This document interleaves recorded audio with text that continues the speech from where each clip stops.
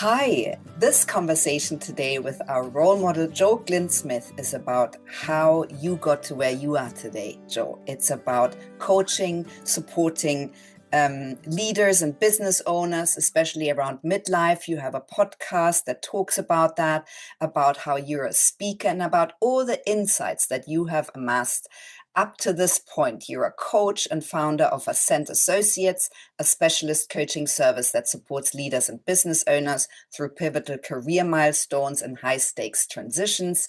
You're a speaker, you're a podcaster of your own show, the Midlife Entrepreneurial Podcast, where you're spotlighting the experiences of people who've built businesses in midlife, redefining success on their own terms.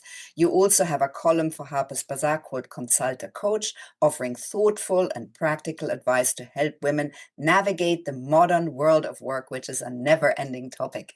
Joe, welcome to WeCan, and thank you for taking the time to talk to me and to talk about your journey.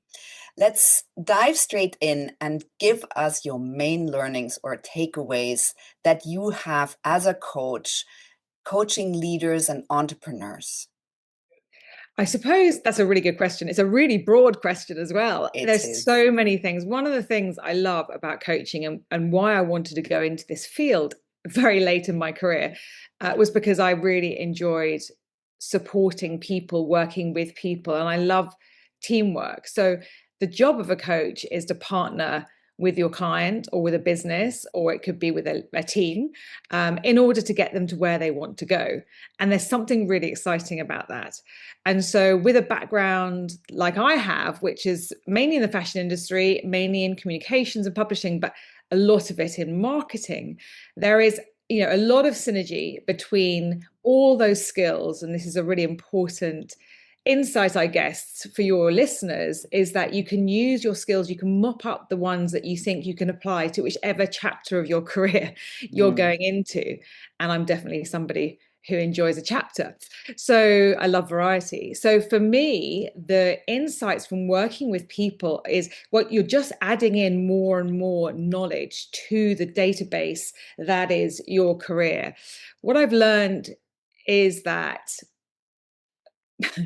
people tend to project a persona, and behind that we have all the same insecurities, worries, concerns. We all have the same. And so whether I'm working with somebody on the C-suite or a CEO or somebody in middle management or somebody who is pivoting into becoming an entrepreneur, usually the same concerns apply. And many of them are to do with your own personal confidence. Do I have the energy to do this? Do I know enough? It's all about those inner concerns that we know that we all talk about, of course, confidence being an enormous part of success. But everybody has the same ones. So it doesn't really matter at what stage you get to or how much experience you have. One of the main takeaways, I would say, is something that has made me feel personally really confident in learning and understanding that we are all quite similar in so many ways. We may have different goals and we may have different values and approaches to the way we do things, the way we lead, or the way we want to project ourselves. But fundamentally, we're all just human, and we have the same human traits, whether it is, at the beginning of our careers, middle, or towards a more mature part of our career. And that to me is really comforting. That's so comforting to me as well, Joe, because we live in such divided times and we always follow the narratives that divide us, which is not helping us and not serving any of us. So you talking about that makes me feel very hopeful. Joe, now you are someone who also hosts this podcast. Talk to us about your podcast. Talk to us about the conversations and the things that you want to come out to support other people. Yeah. So the podcast was really inspired by my work. I pivoted my career when I was 47. So it was pre-COVID. I got made redundant, like so many people. And it presented me with an amazing opportunity because we had this shutdown time. Rather than my natural reaction, which would have been a fear-based reaction to jump into something and quickly find another job and keep things running smoothly, I decided not to do that. And I really explored what I wanted to do. And I'd had a business before, but it really was a side hustle. I really wanted to have my own business, and I really wanted to pursue this mission to help support women into becoming whatever they want to become. And I'd always been very, very passionate about supporting women throughout my career. And so I wanted to try to find a way to do that. Now, I had a limited amount of time because I just couldn't afford to be off work for many years. So I'd given myself a kind of time limit. And within that time, I thought, okay, I needed for myself a qualification that would substantiate the work that I wanted to do. And I needed something that made sense with the direction of travel that I wanted to take. Anyway, so I pivoted my career. I started a business and I started coaching. And that was a really interesting time in my life. But then I started working with people who were sort of doing the same kind of thing. What they say in coaching is often you attract the people, they can see what you're doing and you kind of attract similar types of people. So senior women changing their careers or amplifying their careers or shifting. And that was the work that I started doing. So after 4 years of doing that, I was really inspired by the number of women I could see wanting a different life for themselves. And it wasn't driven by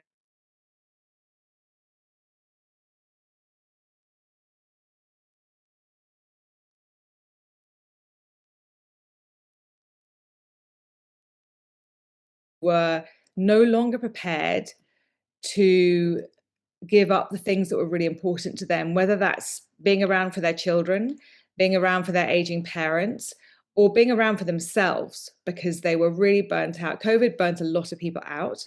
The mental load for women was huge during COVID. And I think a lot of women just sat back for a second after things got back to normal and just thought, I'm not doing this anymore. I'm not doing it. I'm exhausted. I don't feel like I even exist in this picture because I'm juggling all these balls, but I don't see myself in any of these balls. So anyway, so the long story short, that inspired the podcast because I noticed more and more women setting up businesses. And these businesses were tended to be driven by purpose, by mission, or by service, in service to other people. And that's what inspired it. So I didn't have the budget, by the way, to do the podcast, as in go to a production company and get them to do it for me. So I learned how to produce. I learned how to edit. I knew how to interview because I've been a journalist. So I knew how to do that. I knew the type of women that I wanted to speak to. And these were small businesses, people who were doing extraordinary things, but maybe limited by doing other things, maybe families or older people or other challenges. And now it's expanded, obviously, but that was kind of what inspired me to launch the podcast. I wanted to give a platform for women to see that there are other ways to do things, and also that there is always time. I had one guest on the show who started her business when she was 62. She'd been a mom for 25 years. She'd had a career, small career for, in the city, had struggled to get pregnant. When she did, she had decided, this is it for me. I want to be there for the kids the whole time. 25 years looking after kids. And then she started her business and it's really successful. So I found that there were just other stories that maybe we weren't seeing. And there were other ways that we could chop up our lives and we can do things. There's never a moment where there isn't enough time if you've got the motivation, the desire to do it. Yeah, and life isn't linear, and I love that. Listening to your podcast, we see that we circle around things and then we circle into new things, and that I think is a beautiful narrative to replace this linear career path narrative with. Yeah. Jo, so give us some tips for women who are listening now, who think, okay, I need to listen to this podcast. What tips would you give to people who are sort of ready to jump? So I always say that, first of all, let's just relax a second. I often go and do talks and people are like, oh, and I just haven't done this and I haven't done that. And I really want to do, it's okay. So number one, we have to look after ourselves. Yeah. Because health is everything. I mean, our health is everything, right? And women do have challenges that men don't have. We have the hormonal challenges for sure. And if we choose to go down the parenting path, we also have that challenge is not a health challenge, but it is a tiredness challenge. Yeah. So, we all know if any of you have had children, anybody listening, or have adopted children or look after children, it's exhausting, right? And I don't think we give ourselves enough credit for the energy that we have to expend in order to run a family or look after aging parents or, and do your job, right? That's a lot. And that's what I think COVID exposed really brilliantly. So the number one tip is look after yourself. So we have to put ourselves at the center of everything that we do. And that's not about being selfish. It's just about recognizing when you're tired, when you need a break, what enables you to have energy and what drains your energy. So that's the first tip for anybody thinking about it. Then the second, yeah. I mean, I fall victim to that one all the time. I do have to stop quite often and say, hang on, Joe. Okay, maybe you're feeling a bit flat today because you're really tired. Yeah, me too. And then I have to check in with myself and then give myself permission to sit down and do something relaxing, whether that's go for a walk or watch a bit of TV or read a book. I find that quite challenging with my kind of personality, but it's really important. And I really acknowledge that. The second thing is whatever it is you're thinking about that maybe not where you are right now, do your research. So I think because we do live in this very black and white culture, we often think, is it one thing or another? It's only one thing or another. I can only do one thing or another. I can't do everything. And we can't do everything, but we can start to research other options. So if you're sitting in a corporate job, or if you're interested in having a portfolio career, or even if you're interested in starting a career, maybe you haven't had a career for a while, start reaching out. So, do the Google research, do the ChatGPT research, whichever tool you want to use, and speak to people. If there's an area that you're interested in, that you'll know somebody who knows somebody who maybe does that, or who knows that where you could, get some more information. Research really helps us set our direction of travel, because it's through research that you'll know, okay, it's definitely not that. And that will save you a lot of time. Yeah. And it's also through research that you might have a door open to you.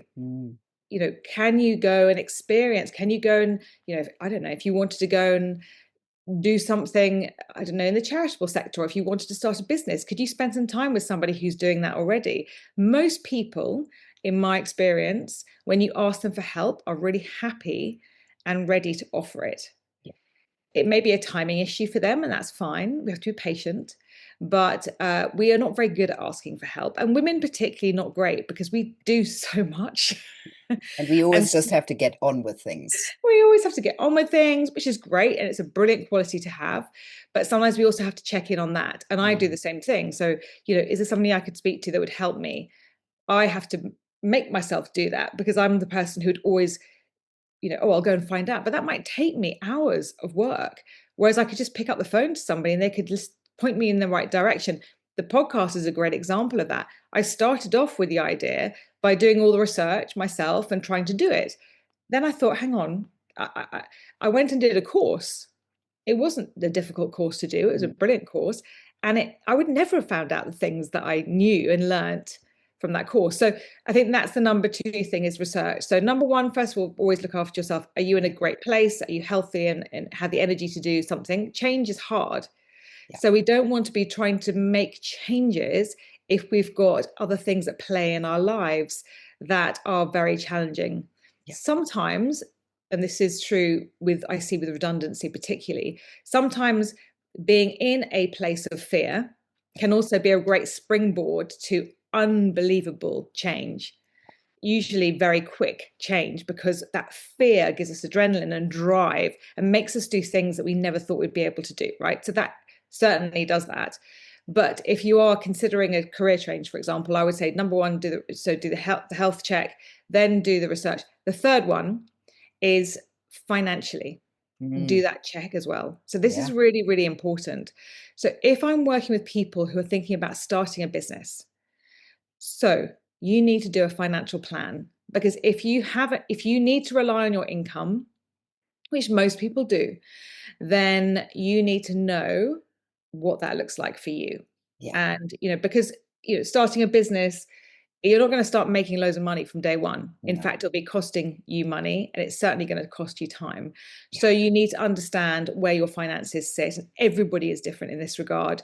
If you've got a partner who's earning money and who can cover bills, then maybe that's an easier place for you to be. If you're the breadwinner, then that's certainly going to be more challenging. So that's a really important consideration.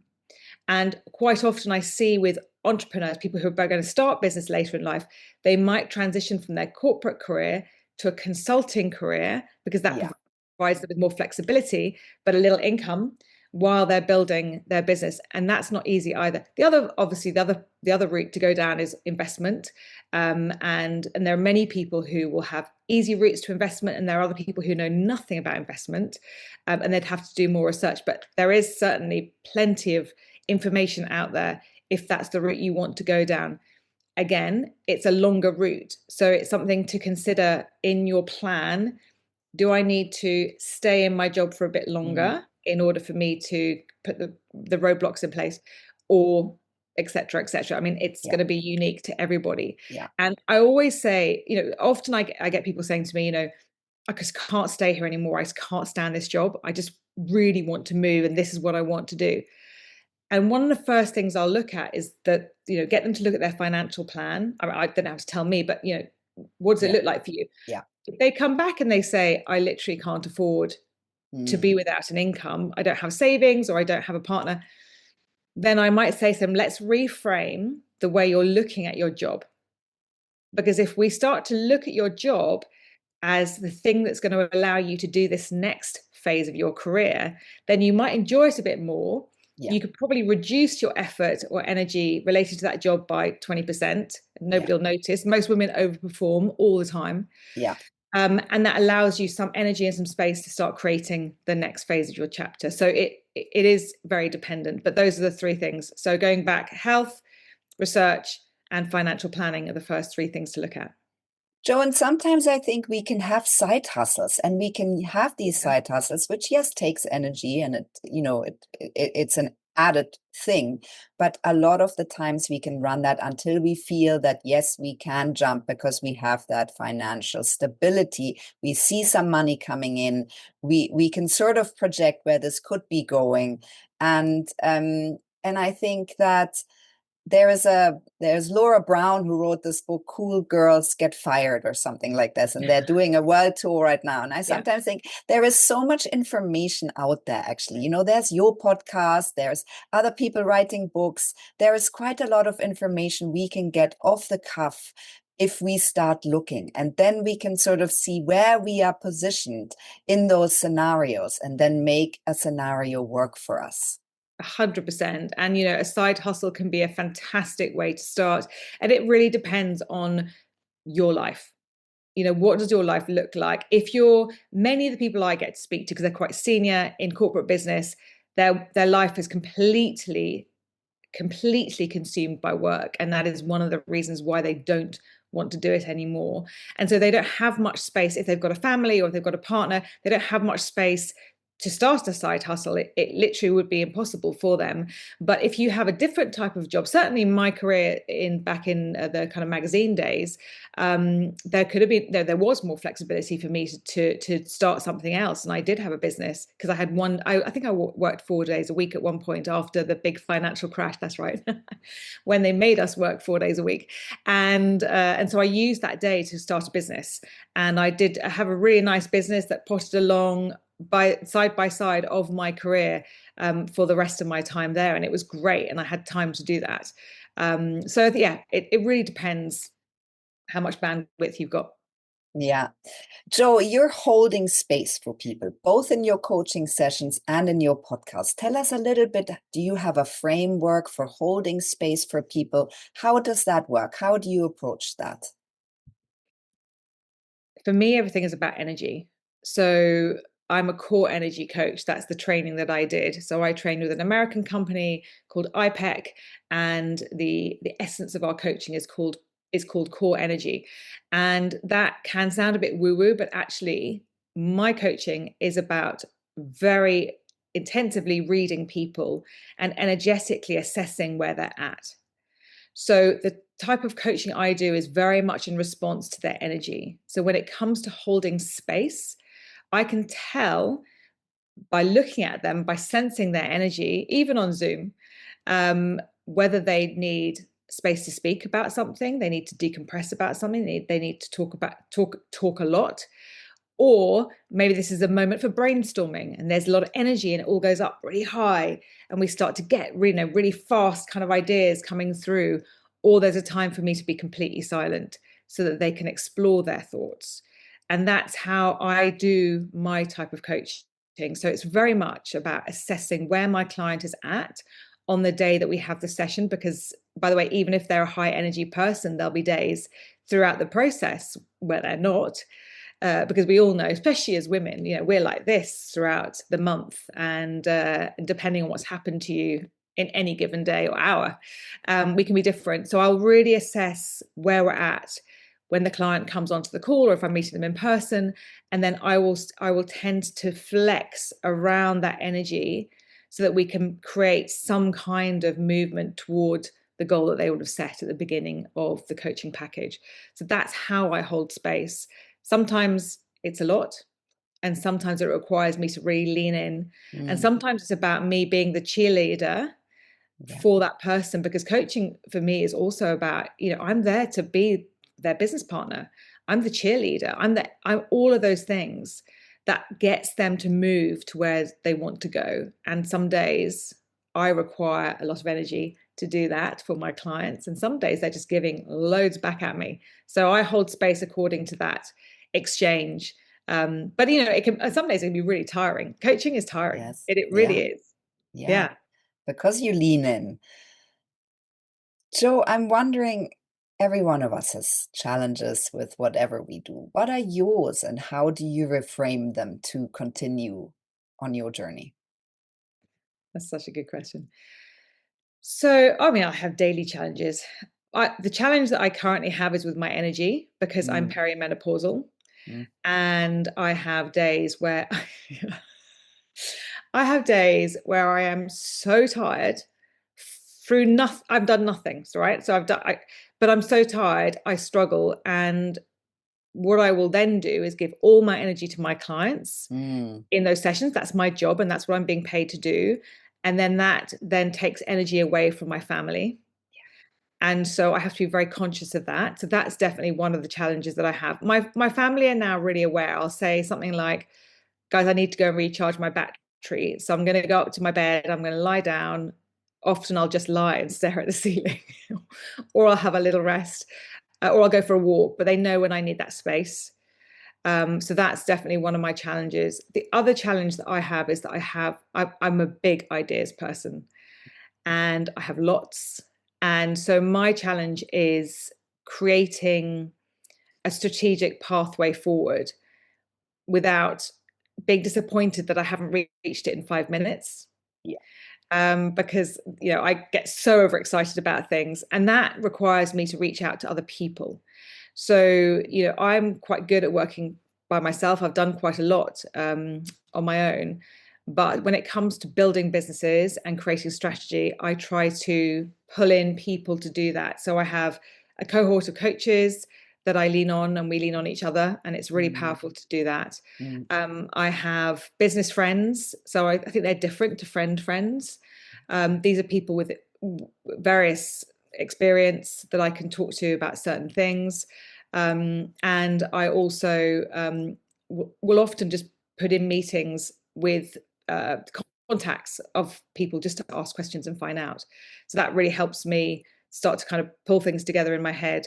But I have to kind of check in with myself and just say, I have to go through an assessment every day of what have I achieved, because I always like moving forward. And then I have to also be quite kind to myself that maybe I've only done one thing today, but that's also really good, because that thing was quite challenging. Yeah, I love what you just said. And I think it That's a gave a challenge. real roadmap to a certain kind of person that I'm definitely also. And for us to have clarity and sort of a strategic way forward, we really have to think about that. a lot, and also create the village, which is what you've done. You've Yeah. created your village and you take that advice from the people that you need and you reach out and you get it. This is something else that you show, and we don't necessarily give ourselves permission to do that always, No. especially as women. Yeah, I think Yeah. so. It's really important. And I'm not great at networking in big spaces. I'm quite introverted. Mm, I don't like walking into large rooms of people and going up to somebody and saying hi and starting a conversation. I find it extremely difficult. So I choose to build connections one-to-one, and that just works better for me. It's not that I can't go and do those things. I absolutely can. And if I go in with a friend or I spot somebody that I know, it's easier. But I recognize the challenges of that kind of networking, and I personally get a lot out of it, because I find it doesn't work for my kind of yeah. personality. Yeah. So I think it was also recognizing what works for you. I get the most out of one-to-one Mm, relationships and conversations. That works best for me. yeah. I don't get so much out of large meetups, but I still Yeah. do them from time to time. Yeah. Yeah. I'm the same. Joseph, what does success look like for you? This is a question I ask my clients all the time. And it is a really important. I think everybody listening to this should spend some time reflecting on what success looks like for them today. And I always say that because I think at any stage in our lives, success will look different.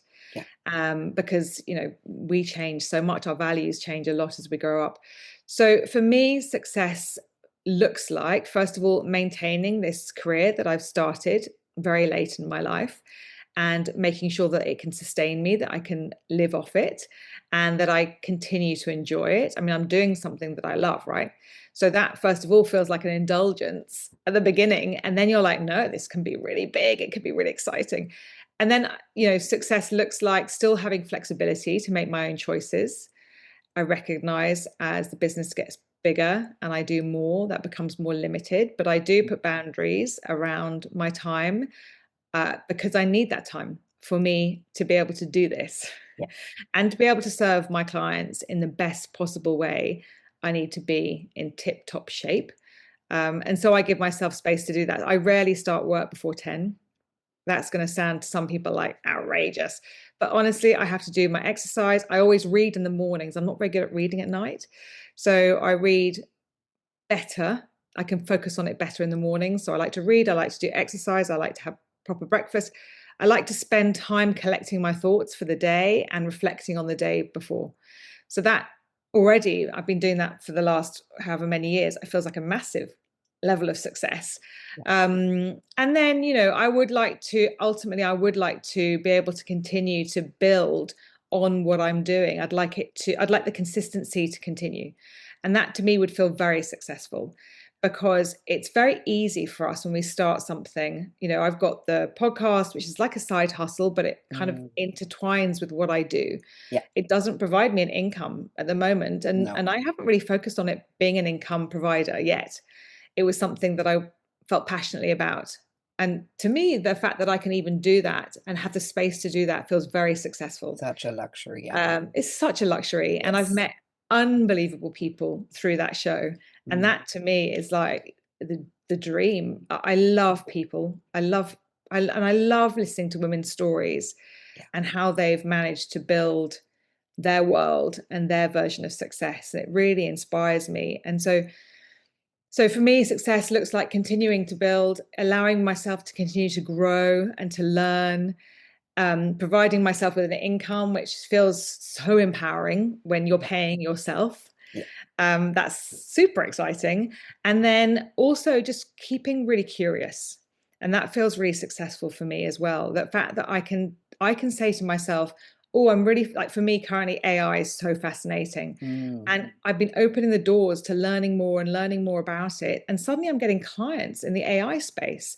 And it's like, you open your mind to these things. It's like the universe just delivers all of this stuff that just, to me, it just blows my mind that can be the case. But this is when your mind is open and you're continually curious and you're prepared to explore. I think this is what I built for myself. And so that's feels successful. So I guess success, sorry, going back to your original question, success looks like for me in this current space that I'm at, looks like if I can continue to do this for myself, then that feels really successful. Yes, it looks it and it feels it and it's palpable when you speak, Jo. So what are your plans and your goals? What are the projects that you have sort of lined up for the next year or couple of years? Yeah, that's, oh my gosh, good timing as well. So I've just started building a group of associates around my business. So my business is called the Ascent, and I've Yeah. added the associates. This was because when I was looking at what feels, to me, what makes me really happy is working with people. You probably know, anybody listening knows that being an entrepreneur is quite a lonely space. Yes. And one of the things when I reflect on these past years, the 5 years that I've been doing this, the thing I miss the most are people. Yeah. I get to work with people every day. It's amazing. But working on Zoom for me feels a little bit a step back from working with people in person, because that to me is the most exciting thing. So when I get to work in Definitely. companies, I get really overexcited because I love working with people. So one of the things I always wanted to do with the Ascent was to build out a group of associates that are amazing coaches and wellness professionals that can mean that I can broaden the scope of the business and build really exciting workshops, events, offsites, and experiences for my corporate partners. My background is in comms and marketing, but one of the things I did for a long period of time was events as well. I'm really good at building events.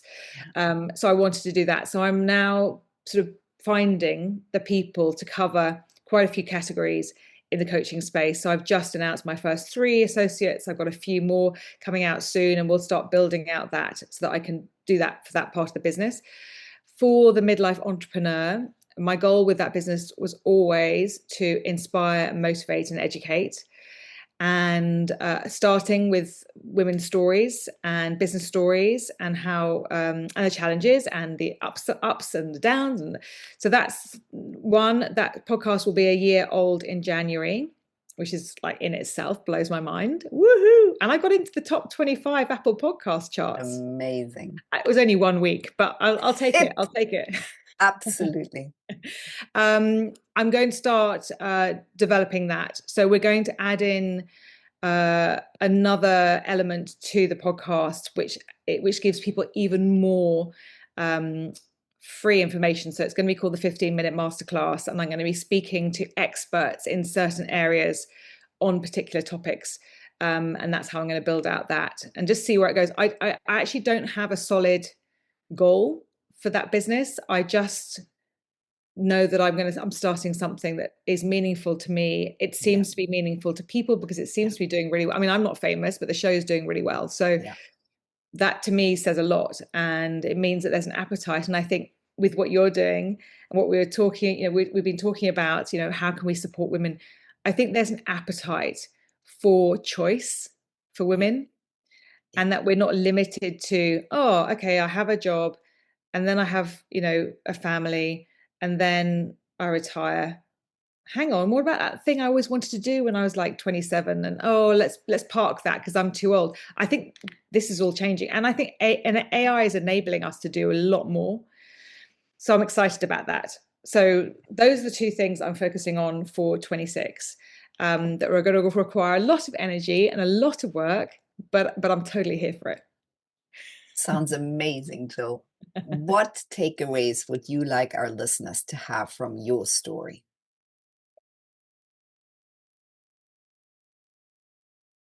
I would like anybody listening, at whatever stage of their life they're at, just know that you can do anything at any point. So I think there's a lot of, when I speak to younger teams, particularly people in their 20s, there's so much that they seem to want to kind of like do what I haven't done. No, there's all that panic. It's like, don't panic. It's, you will do what you need to do in your own time. If you listen to yourself and you believe in yourself and you start to trust yourself, which I agree can be a journey in itself, because it took me to 47 to do the thing that I'd wanted to do since I was in my early 30s. It really, and it took a big shove. to do it. It wasn't like I just went, yeah, I'm ready now, I'm going to do it. I probably would never have been ready if all of those things hadn't collided at once. And that put me into a position where I was able to really think about what I wanted. But honestly, I wouldn't change it for the world. It was like, it's the best thing. So I think relax, there's time, stay healthy, focus on yourself, put yourself at the center of your story is really important. Yeah. Be the And I main don't, character. yeah, the main character. But I mean, we hear that all the time, but I just don't think women do it. And it's No. really hard to do it when you've got people saying, oh, can I, and we are givers. We do live, I think just by nature, we're in service to other people. That's the way women are built. We're nurturers. So it's very hard and it feels very selfish when you say, like when I was doing this show, it's half term, my son's here. I'm like, can you go upstairs and not speak for half an hour? And he's like, oh, all right. 17-year-old, it's like, oh God, you always do. Yeah. But like, it's just, it is what it is. So I think it's just giving yourself permission to do those things and just recognizing that our lives are going to be chapters now anyway, because the world is changing so quickly. Yeah. And that's exciting. Very exciting, Jo. And I think it's a beautiful way to finish. I want people to look you up, Jo Glynn-Smith, Ascent Associates, your podcast, which is a great thing to listen to, Jo. And thank you for taking the time. I am aware it's half term. I'm in the same boat and very grateful for you to take this bit more than half an hour to be a role model on WeCan. We appreciate it. All our listeners will appreciate it. And you've given so many insights and tips and advice for especially women starting over in midlife, which is super advice. Thank you so much. Thanks, Stephanie.